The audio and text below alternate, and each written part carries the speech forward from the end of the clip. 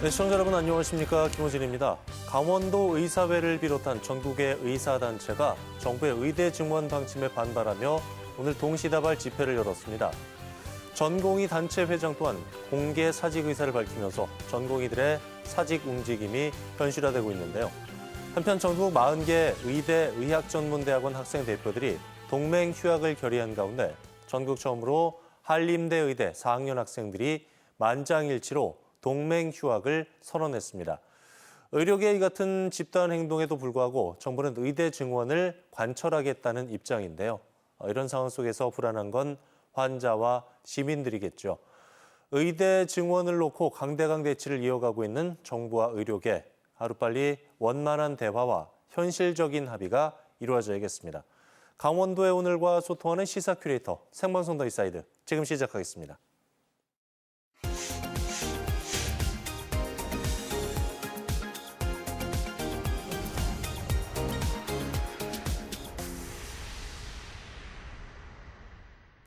오늘 하루를 뜨겁게 달군 사건, 사고부터 놓치지 말아야 할 주요 뉴스를 한눈에 정리해드리는 오늘의 뉴스캐스터 강민주입니다. 여야 공천 작업에 속도가 붙고 있습니다. 국민의힘은 오늘 수도권을 중심으로 25명의 단수 공천자를 발표했는데요. 민주당 이재명 대표의 지역구인 인천 계양을에 원희룡 전 국토교통부 장관을, 수원 정의 이수정 경기대 교수, 그리고 분당 갑에 안철수 의원 등을 단수 공천했습니다. 이에 앞서 더불어민주당은 24개 선거구에 대한 3차 공천 심사 결과를 발표했는데요. 단수 지역구는 10곳, 경선 지역구는 14곳으로 도내에서는 원주 을 선거구의 송기현 의원이 단수 공천됐습니다. 또한 원주 갑 선거구는 여준성 원창묵 예비후보가 2인 경선을 치르고 강릉 선거구 역시 김중남 배선식 예비후보의 맞대결이 펼쳐지는데요. 이르면 다음 주 초 민주당의 4차 공천 심사 결과가 발표될 예정입니다. 여야의 옥석 가리기가 속도를 내고 있는 가운데 어느 정당이 국민 눈높이에 맞는 공천에 성공할지 귀추가 주목됩니다.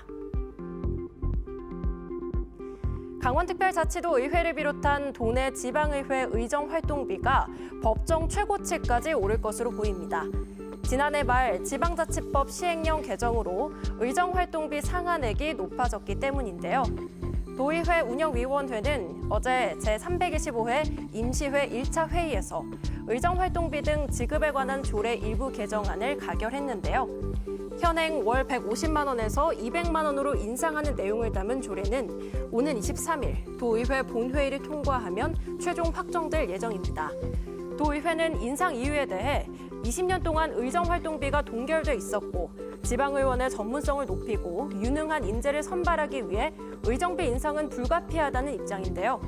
일각에서는 지방의원 의정비를 결정할 때 재정 능력과 의정활동 실적 등을 종합적으로 고려해 인상 여부를 결정해야 한다는 현행 법령에 따라 의정비 인상 논의 이전에 의정활동에 대한 제대로 된 평가가 우선돼야 한다는 비판의 목소리도 나오고 있습니다.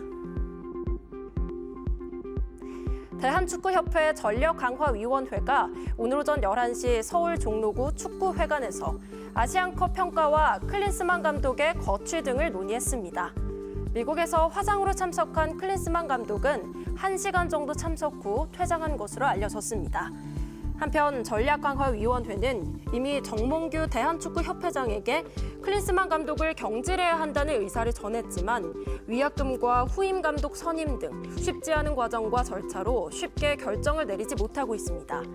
만약 축구협회가 클린스만 감독을 경질할 경우엔 남은 계약 기간 연봉은 물론 위약금까지 포함해 100억 원까지 지급할 수 있다는 예측이 나오는데요. 아시안컵으로 크게 실망한 한국 축구 팬들 사이에서는 거액의 위약금에도 불구하고 감독 경질론에 무게를 싣고 있는 모양새입니다. 오늘 회의 내용을 토대로 빠르면 이번 주 안으로 클린스만 감독의 거취 여부를 결정하겠다는 입장입니다. 지금까지 오늘의 뉴스캐스터 강민주였습니다.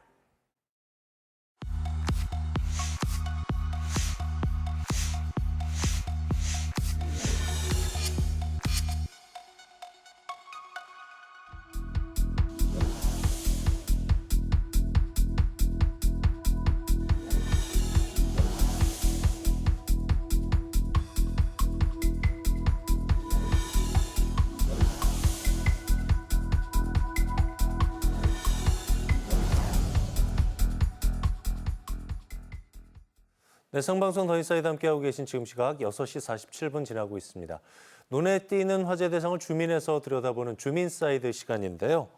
건전한 기부문화 조성하고 지방 재정을 탄탄히 하기 위해 도입된 고향사랑 기부제가 벌써 1년이 됐습니다. 그동안 전국 243개 자치단체가 기부금 모금을 위해 총력전을 펼쳐왔는데요. 시행 1년 과연 성과와 과제는 무엇일지 오늘 주민사이드에서 자세히 분석해 보도록 하겠습니다. 강원특별자치도의회 김기수 기획행정위원장과 함께하겠습니다. 안녕하십니까? 안녕하십니까. 강원특별자치도의회 기획행정위원장 김길수입니다. 반갑습니다. 네, 반갑습니다. 고향사랑 기부제 자치단체마다 홍보에 열을 올리고 있는 상황인데요. 지방재정 그리고 도민들에게 실질적으로 어떤 도움이 되는지 그 순환 구조에 대해서 설명을 좀 부탁드리겠습니다. 네. 먼저 고향사랑 기부제라는 게 무엇이냐는 걸 도민들께 조금 알려드려야 될 것 같은데요. 누구나 이제 고향이 있는데 고향을 떠나서 또 생활하는 사람들이나 아니면 내가 원하는 지역에 이 재정적인 도움을 주기 위해서 기부를 하는 제도가 바로 고향사랑 기부제 제도입니다. 근데 본 제도는 지난 2023년 1월 1일자로 시행이 돼서 지금 1년 정도 시행이 됐고요. 가장 중요한 목적은 결국은 각 지자체가 부족한 재정을 좀 확보하고 또 그 재정으로 효율적인 일을 하기 위해서 시행한 제도입니다. 우리 강원도 18개 시군의 어떤 재정 자립도를 평균을 내보면 13.8%밖에 안 돼서 굉장히 재정이 열악하기 때문에 우리 도에도 이 제도가 정말 절실하게 필요하다고 생각이 되고요. 순환 구조를 좀 말씀드리면 일단 개인이 그 기부금을 납부하게 되면 그 기부금을 납부받은 지자체장은 답례품을 제공하도록 되어 있는데 그 기부금의 30% 범위 내에서 지급하도록 되어 있습니다. 그다음에 세제 혜택이 주어지는데 10만 원까지는 전액, 그다음에 10만 원 이상이면 16.5%의 세제 혜택을 주게 되어 있습니다. 그다음에 이제 그 지자체장은 모금된 기금을 가지고 반드시 기금을 설치를 해야 됩니다. 그래서 그 설치된 기금을 가지고 우리 지자체는 어떤 사업을 시행할 것인가를 정해서 지금 관련법 제11조에 나와 있는 사회적 취약계층 지원이라든지 청소년 보호 육성 시책, 그다음에 예술 보건 증진 이런 정책들에 사용 가능하게 됐습니다.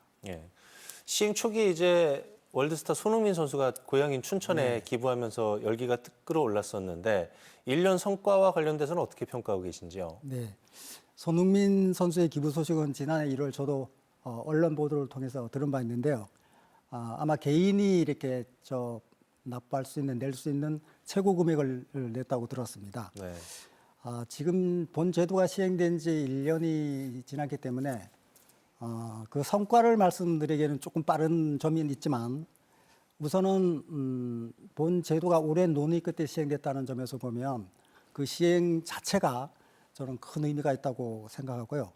그다음에 이게 두 번째는 전 국민을 대상으로 사실은 얼마나 필요하냐 이런 부분에 대해서 그 설문조사를 했는데 응답자의 44% 정도가 적극적으로 찬성한다 아니면 찬성한다로 답변을 해주셨습니다. 그리고 무엇보다도 이제 출향민들이나 고향을 떠나 계신 분들이 고향을 한번 다시 생각하는 어떤 그런 계기가 되고 고향의 가치를 재조명하는 시간이 되지 않나 이런 생각이 듭니다.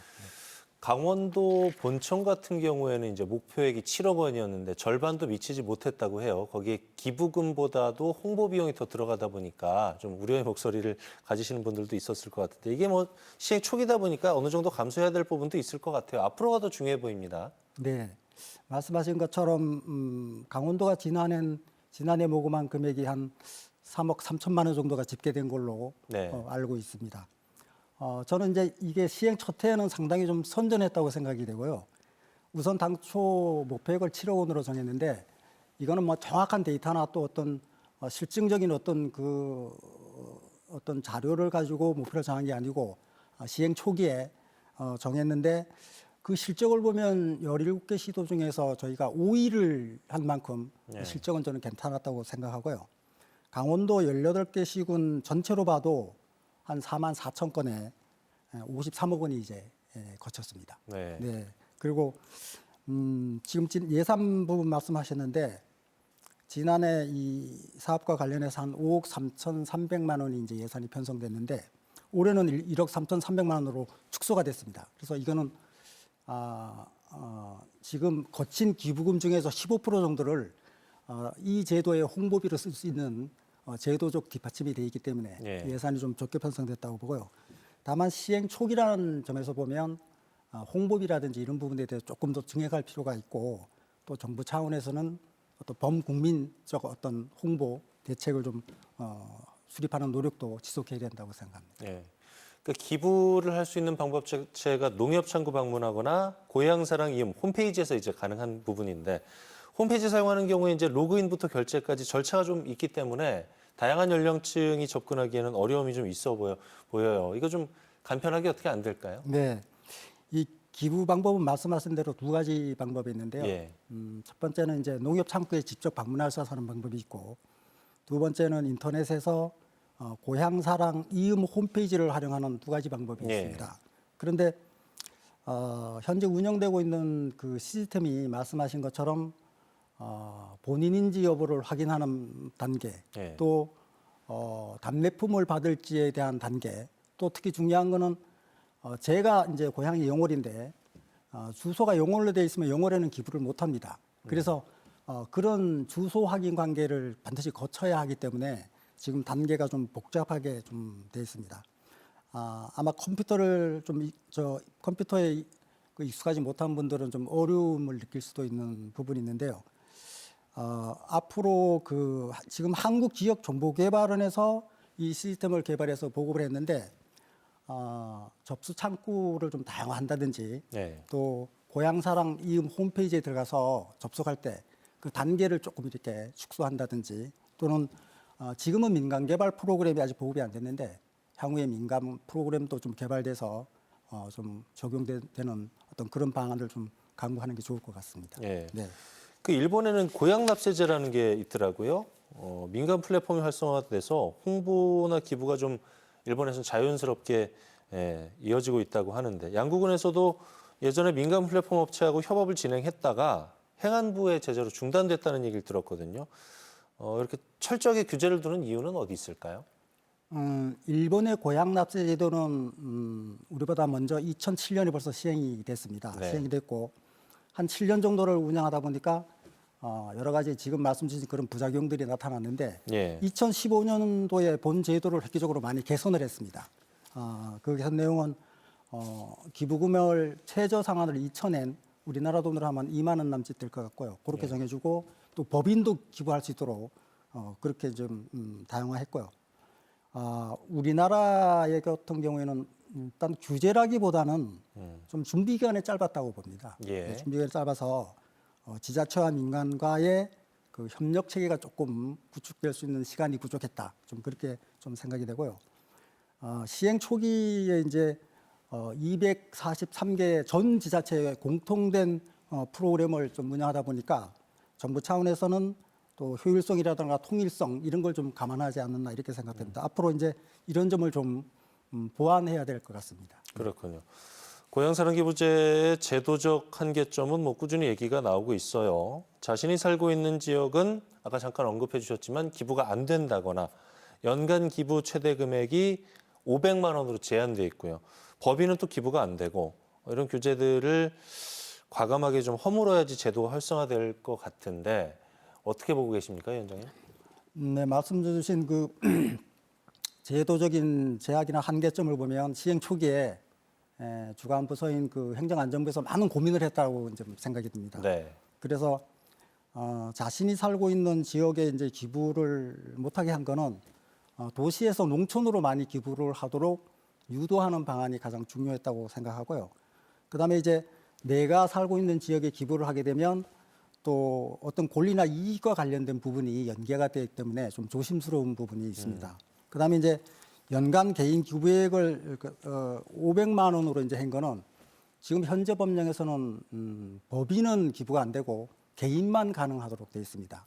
그래서 1차적으로 일단 500만 원이라는 금액이 뭐 개인에 따라 다르겠지만 상당히 개인이 기부하기는 큰 금액일 수도 있어서 1차적으로 500만 원으로 했고 금년도 2월 1일자로 이 법령이 개정돼서 내년도 시행할 때부터는 2천만 원으로 상향됩니다. 예. 네, 상향돼서 진행되기 때문에 앞으로 큰 폭의 어떤 기부가 가능할 것 같고요. 또 법인의 기부 금지도 또 공사나 뭐 계약이라든가 이런 이해관계가 있기 때문에 그런 부분을 좀 고려하지 않았나 생각되고 기금의 용도를 좀 정해서 예. 법인도 조금 이렇게 납부할 수 있는 방법을 강구해 주는 게 좋을 것 같습니다. 네. 네. 답례품의 지역 편차도 이제 어떤 부분에 있어서는 문제로 꼽히고 있거든요.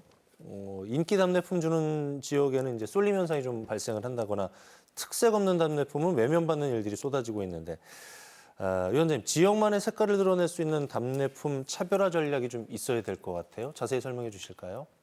네, 말씀하신 것에 전적으로 공감합니다. 답례품의 그 지역적 편차에 대해서는 일단 지방자치단체장이 다양한 답례품을 개발한 거는 사실은 긍정적인 요인인데 왜 그러냐면 그 기부한 사람들의 선택의 폭을 넓혀주다는 점이 있고요. 예. 그다음에 내실을 기한다는 측면에서 보면 너무 무분별한 어떤 그 답례품을 개발하는 것은 조금 낭비적인 요소가 있다 이렇게 생각되고요. 지난해 강원도에 같은 경우에도 한 132개 업체에서 이제 응모를 해서 170여 개의 품목을 선정해서 운영했습니다. 그러다 보니까 지금 말씀 주신 것처럼 문제점이 나타나서 내년부터는 좀 대폭 한 84개 업체 107개의 품목으로 좀 조정하는 안을 지금 이야기하고 있습니다. 예. 우리 그 답례품 차별화 전략과 관련해서는 예.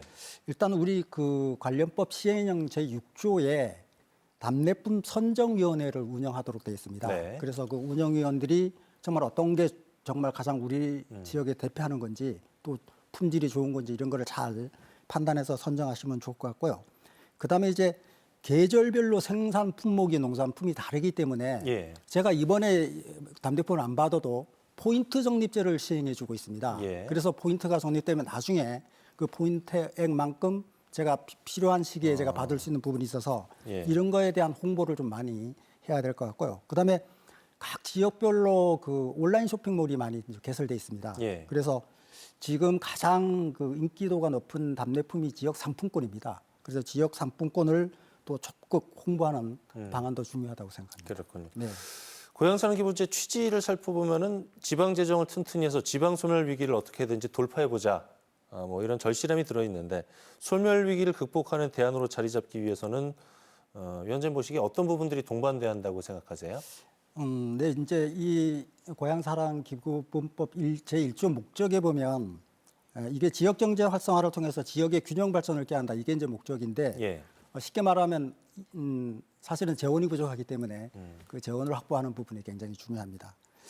그래서 저는 이 고향사랑기부제가 성공하기 위해서는 첫 번째 이 기부금 제도의 어떤 필요성에 대한 국민적 공감 이게 예. 굉장히 중요하다고 좀 보고요. 두 번째는 각 지자체가 이제 그 기부금을 갖고 이제 각 사업에 투자해서 실행을 하게 되는데 그 실행 효과가 얼마나 나타났는지에 대한 홍보가 정말 중요하다고 봅니다. 그래야 또 다시 그렇죠. 다 기부를 또 다시 할 수 있고 효과가 있구나 국민들이 아시니까. 그다음에 세 번째는 도가 지금 이제 17개 시도도 이걸 모금할 수 있는 주체가 돼 있습니다. 지방자치단체, 기초단체뿐만 아니라. 그런데 초기에 이제 이렇게 도도 모금 주체가 됐지만 도는 사실은 어떻게 보면 18개 시군이 잘 모금되고 이걸 운영할 수 있도록 예. 도와주는 기능을 하는 게 저는 맞다고 봅니다. 그래서 행안부에서 뭐 결정하겠지만 도가 직접 모금 주체라기보다는 또 시군이 좀 잘 될 수 예. 있도록 지원하고 서포트하는 기능이 좀 중요하다고 생각합니다. 예. 끝으로 고향사랑기부제가 앞으로 안정적으로 정착되기 위해서 도입의 역할과 계획에 대해서 정리 말씀 좀 부탁드리겠습니다. 네. 본 기부제가 더욱 안정적으로 이제 정착되기 위해서는 세 가지 주체가 이제 있는데 예. 특히 이제 정부 이걸 시행하는 정부에서는 앞으로 더 대국민 이제 공감대 인지도 확산을 좀 노력해 줘야 되고요.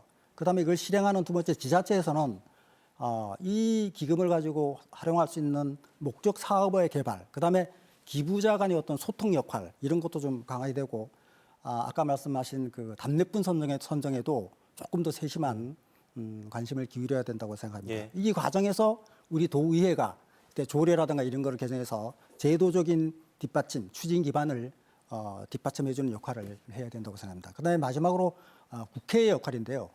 이게 제도의 전반을 면밀히 좀 모니터링을 해서 이게 고칠 점이 있다면 신속한 어떤 법적인 제도적인 개정을 통해서 좀 뒷받침을 해주는 역할이 필요하다고 봅니다. 네. 네. 애양신명 고집하기에는 제도 정착에 갈 길이 좀 있어 보이긴 합니다. 지역의 상황과 실정에 맞는 제도적 개선이 하루빨리 좀 이루어져야 되겠고요. 도민 여러분들께서도 앞으로 고향사랑 기부제 많은 관심 부탁드리겠습니다. 강원자치도의회 김기수 기획행정위원장과 얘기 나눠봤습니다. 위원장님 오늘 말씀 고맙습니다. 네, 감사합니다.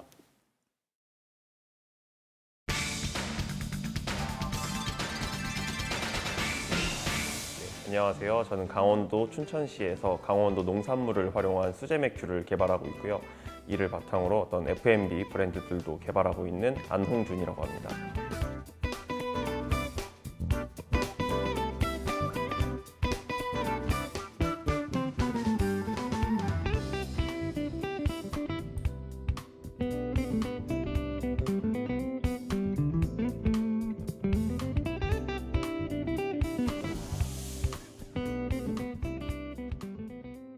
약사천을 기반으로 이제 주민들과 그리고 이제 로컬 메이커들이 협업을 해가지고 어떠한 좀 아이템들을 만들고 이걸 이제 다른 주민들한테 소개해주는 그런 공간이고요. 지역 소재를 활용한 어떠한 뭐 비누라던가 풀들을 활용한 좀 공예품들, 저희 같은 경우는 이제 쌍화 맥주라고 약사동의 유래가 되었던 어떤 약재원들, 그런 약재상들의 그런 스토리들을 좀 담아내어서 쌍화 맥주를 제작해서 판매를 하고 있어요. 지금은 사회혁신센터가 좀 주도해서 운영을 하고 있는데 이게 이후에 이제 약사동 그 주민협동조합에서 인계를 받아서 이제 약사동 주민분들이 직접 운영을 하시게 될 거예요. 그렇게 되면 뭐 마을 발전 기금이라던가 이런 쪽으로 사용될 것으로 전망하고 있습니다. 장난처럼 시작했어요. 졸업을 앞두고 마지막 학기에 캡스톤 디자인이라는 과제가 있었는데 이게 어떤 창업 과제를 선정해가지고 어떤 하나의 주제를 이제 학생들끼리 모여가지고 이렇게 개발해 나가는 그런 좀 프로그램이었어요. 이 프로그램에 참여하기 위한 어떤 주제를 선택을 했어야 되는데 제가 강원대학교 도고동문학과 출신이거든요. 그러다 보니까 정말 장난스럽게 강원도 하면 감자고 독일하면 맥주 아니냐, 감자로 맥주 만들자라는 농담으로 처음에 시작하게 되었습니다. 판매하기까지 많은 실패나 어려움도 있으셨을 것 같아요. 실패라기보다는 좀 어려움이 되게 많았던 게 감자 맥주를 전 세계적으로 봐도 또 특이한 어떤 사례들이 많이 없어요. 그러니까 저희가 참고할 만한 어떤 자료들도 많이 부족하다 보니까 감자에 대한 되게 연구 자료나 이런 논문들을 활용을 하고 자료들을 바탕으로 이걸 만들다 보니까 좀 시행착오가 되게 많았던 것 같아요. 테스트로 만드는데 보통 발효 숙성까지 해가지고 한 4주 정도의 시간이 걸려요. 저희는 1년 동안 200번이 넘는 양조를 했습니다. 그러니까 결과를 보기도 전에 다음 결과를 예측을 해가지고 새로운 레시피를 만들어서 또 만들어 보고 이런 식으로 한 200번 정도 반복을 하다 보니까 감자에서는 이런 맛이 나고 이런 것들은 되게 안 좋으니까 숨겨야겠다라는 좀 그런 아이디어들이 떠올라가지고 굉장히 많은 시행착오를 겪어서 지금의 이제 감자 맥주가 완성이 되었습니다.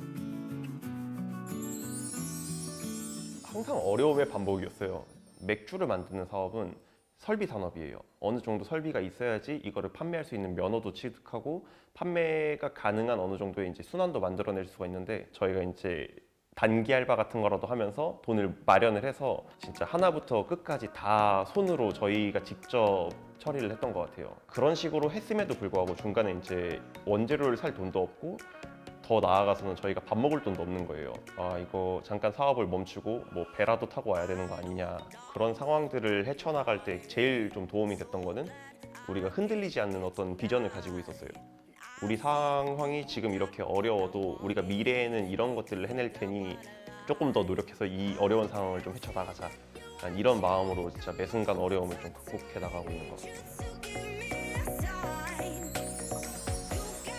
요즘 취직하기가 굉장히 어렵잖아요. 다들 목표한 바도 굉장히 높다고 생각을 해요. 그러니까 처음부터 너무 완벽을 추구하는 것보다는 작은 것들을 쌓아가면서 좀 나를 단련시키는 과정을 먼저 겪어보는 것도 정말 중요한 경험이니까 젊었을 때 할 수 있던 고생들은 최대한 아끼지 말고 다 겪어보셨으면 좋겠습니다. 제가 항상 어떤 창업 관련된 수업 가면 하는 얘기가 창업에 있어서 제일 중요한 거는 실행력이다라는 말을 되게 많이 했어요. 어떤 우리가 인터넷을 보거나 SNS상에 막 되게 아이디어 상품들 많이 올라오는데 그런 것들을 보면서 와 저거 내가 옛날에 생각했던 건데 라는 경험을 다 한 번씩은 가지고 있을 거예요. 그 사람들과 우리의 가장 큰 차이는 그 사람들은 생각이 났을 때 이걸 사업화한 거고 우린 단순하게 이제 상상만 하고 끝낸 거잖아요. 이 차이를 좀 극명하게 메꿀 수 있는 부분은 실행력이라고 생각을 합니다. 실행력을 가지고 도전을 무서워하지 말라라는 말씀을 전달하고 싶습니다. 첫걸음이자 아니면 저의 발판이 되었던 그런 소재였던 것 같아요. 감자 맥주는. 만약에 첫 아이템이 실패를 했다면 저희가 여기까지 오거나 이런 창업에 대한 즐거움을 못 느꼈을 것 같은데 감자 맥주는 저희한테 첫 발걸음을 내딛어준 되게 고마운 존재다라고 말씀하고 싶습니다. 좌우명으로 가지고 있는 거는 평생토록 창의력을 잃지 말자. 그래야지 뭔가 새로운 활력도 생기고 새로운 도전도 거리낌 없이 할 수 있을 것 같다는 생각이 들어서 10년 후에도 계속 새로운 걸 도전하고 있지 않을까라는 생각이 듭니다.